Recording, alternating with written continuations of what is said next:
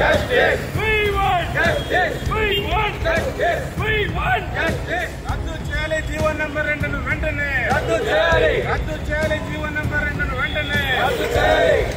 సిగ్గు అంగన్వాడీలపై అస్మా ప్రయోగించడం. సిగ్గు అంగన్వాడీలపై అస్మా ప్రయోగించడం.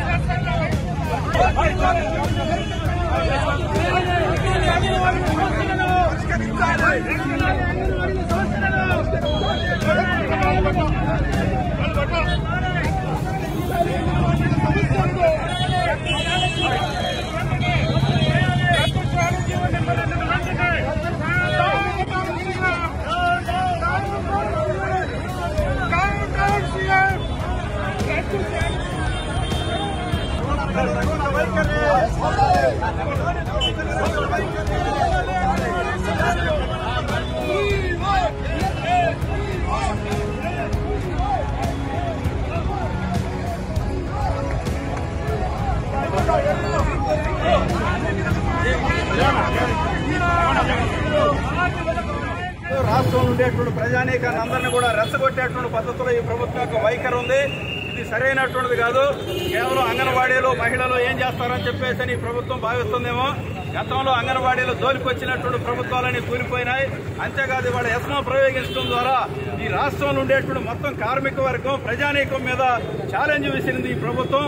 అందుకనే ఈ ఎస్మా ప్రయోగం రద్దయ్యేటువంటి వరకు కూడా కార్మిక సంఘాలే కాదు రైతు సంఘాలు ప్రజానీకం అంతా కూడా అంగన్వాడీలకు అండగా నిలబడి పోట్లాడతారని చెప్పేసి ఈ రోజు జైలు బరో కార్యక్రమాన్ని దాంట్లో భాగంగానే నిర్వహించడం జరుగుతుందని తెలియజేస్తాం. అంగన్వాడీలు 29 రోజుల నుంచి వాళ్ళ న్యాయమైన కోరికల సమస్యల పరిష్కారం కోసం పెద్ద ఎత్తున నిరవధిక సమ్మె చేస్తా ఉన్నారు.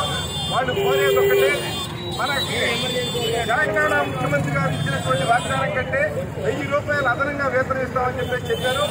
ఆయన ముఖ్యమంత్రి ప్రధానంగా చేసినటువంటి వాగ్దానాన్ని అమలు జరుపుని చెప్పేసి తెలంగాణ ప్రభుత్వం కంటే 1000 రూపాయలు అదనంగా ఇవ్వాలని చెప్పేసి వాళ్ళు కోరుతా ఉన్నారు. అదేవిధంగా సమాన పనికి సమాన వేతనం ఇవ్వాలని చెప్పేసి కోరుతా ఉన్నారు. కనీస వేతనం 26,000 రూపాయలు ఇవ్వాలని కోరుతా ఉన్నారు. వాళ్ళు న్యాయమైనటువంటి సమస్యల పరిష్కారం కోసం ఆందోళన చేస్తుంటే ప్రభుత్వం మొండి వైఖరితో అవలంబిస్తామని మున్సిపల్ కార్మికులు కూడా 15 రోజుల నుంచి ఆందోళన చేస్తా ఉన్నారు. కానీ సమస్యల పరిష్కారం చేయకుండా రోజు రోజుకి చర్చలను విఫలం చేస్తూ ఈ రోజు ఎస్మా ప్రయోగాన్ని చేశారు. వాళ్ళు రాజ్యాంగం ప్రకారం చట్టం ప్రకారం సమ్మె చేసుకునేటువంటి హక్కు వాళ్ళకుంది, చేసే హక్కు ఉంది, పనులు చేసేటువంటి హక్కు ఉంది.